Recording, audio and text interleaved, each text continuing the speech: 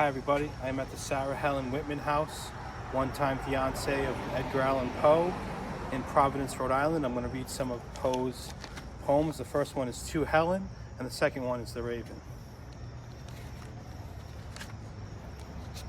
I saw thee once, only once years ago. I must not say how many, but not many. It was a July midnight, and from out a full orb moon that, like thine own soul soaring, sought a precipitate pathway up through heaven. There fell a silvery, silken veil of light, with quietude and sultriness and slumber, upon the upturned faces of 1,000 roses that grew in an enchanted garden, where no wind dared to stir, unless on tiptoe fell on the upturned faces of those roses that gave out, in return for the love light, their odorous souls in an ecstatic death, fell on the upturned faces of those roses that smiled and died in this poetry, enchanted by thee and by the poetry of thy presence. Clad all in white, upon a violet bank, I saw thee half reclining, while the moon fell on the upturned faces of the roses, and on thy own upturned, alas, in sorrow.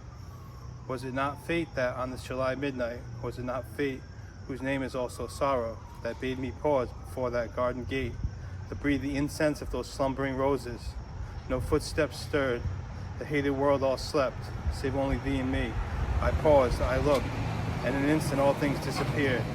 Ah, bear in mind, this garden was enchanted. The pearly luster of the moon went out, the mossy banks of the meandering paths, the happy flowers and the repining trees were seen no more. The very roses' odors died in the arms of the adoring airs. All expired save thee, less than thou, save only the divine light in thine eyes, save but the soul in thine uplifted eyes. I saw but them, they were the world to me. I saw but them, saw only them for hours, saw only them until the moon went down. What wild history seemed to lie enwritten upon those crystalline celestial spheres. How dark a woe, yet how sublime a hope. How silently serene a sea of pride, how daring an ambition, yet how deep, how fathomless a capacity for love. But now at length, dear Dian sank from sight into a western couch of thundercloud, and thou, a ghost, amid the entombing trees, didst glide away. Only thine eyes remained. They would not let go. They never yet have gone. Lighting my lovely pathway home that night, they have not left me, as my hopes have since. They follow me, they lead me through the years. They are my ministers, yet I their slave. Their office is to illuminate and enkindle. My duty to be saved by their bright and purified in their electric fire, and sanctified in their Elysian fire. They fill my soul with beauty, which is hope, and are far up in heaven. The stars I kneel to in the sad, silent watches of my night, while even in the meridian glare of day, I still see them, too sweetly scintillant Venuses extinguished by the sun. That was To Helen, this is The Raven. Once upon a midnight dreary, while I pondered, weak and weary, over many a quaint and curious volume of forgotten lore, while I nodded, nearly napping, suddenly there came a tapping, as someone gently rapping at my chamber door. "'Tis some visitor," I muttered, tapping at my chamber door, "only this and nothing more." Ah, distinctly, I remember it was the bleak December, and each separate dying ember wrought its ghost upon the floor. Eagerly I wished the morrow, vainly I had sought to borrow from my books surcease of sorrow, sorrow for the lost Lenore, for the rare and radiant maiden whom the angels now name Lenore, nameless here forevermore. And the silken, sad, uncertain rustling of each purple curtain thrilled me, filled me with fantastic terrors never felt before, so that now, to the still beating of my heart, I stood repeating, "'Tis some visitor entreating entrance at my chamber door, some late visitor entreating entrance at my chamber door. This is it and nothing more." Presently my soul grew stronger, hesitating then no longer. "Sir," said I, "or madam, truly your forgiveness I implore. But the fact is I was napping, and so gently you came rapping, and so faintly you came tapping at my chamber door, that I was sure I heard you. Here I opened wide the door, darkness there and nothing more. Deep into the darkness peering, long I stood there wondering, fearing, doubting, dreaming dreams no mortal ever dared to dream before. But the silence was unbroken, and the stillness gave no token, and the only word there spoken was the whispered word, Lenore. This I whispered, and echoed murmured back the word, Lenore. Merely this and nothing more. Back into the chamber turning, all my soul within me burning.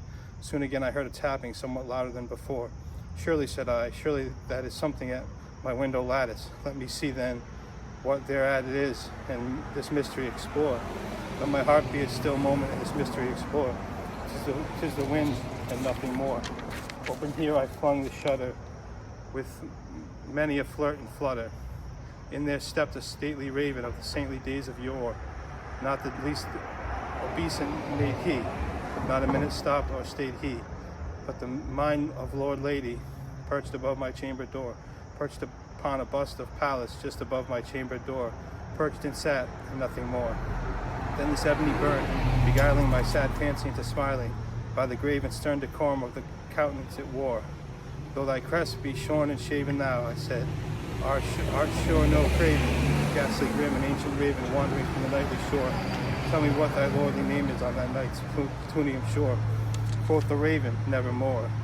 Much I marvel this ungainly fowl to hear discourse so plainly, though its answer little meaning, little relevancy bore. For we cannot help agreeing that no living human being ever yet was blessed with seeing bird above his chamber door, bird or beast upon the sculpted bust above his chamber door, with names such as nevermore. But the raven, sitting alone on the placid bust, spoke only that one word, as if the soul in that one word he did outpour. Nothing farther than he uttered, not a feather then he fluttered, till I scarcely more than muttered, other friends have flown before, on the morrow he will leave me, as my hopes have flown before. Then the bird said, nevermore. Started at the stillness, broken by reply so aptly spoken. Doubtless, said I, what it utters is its only stock in store, caught from some unhappy master who unmercifully disaster followed fast and followed faster till his songs one burden bore, for the dirges of his hope that melancholy burden bore, of never, nevermore. But the raven still beguiling my sad fancy into smiling, straight I wheeled a cushioned seat in front of the bird and busted and door. Then upon the velvet sinking, I betook myself to linking, fancy unto fancy, thinking what this ominous bird of yore, what this grim, ungainly, ghastly, gaunt, and ominous bird of yore meant in croaking nevermore. This I sat engaged in guessing, but no syllable expressing.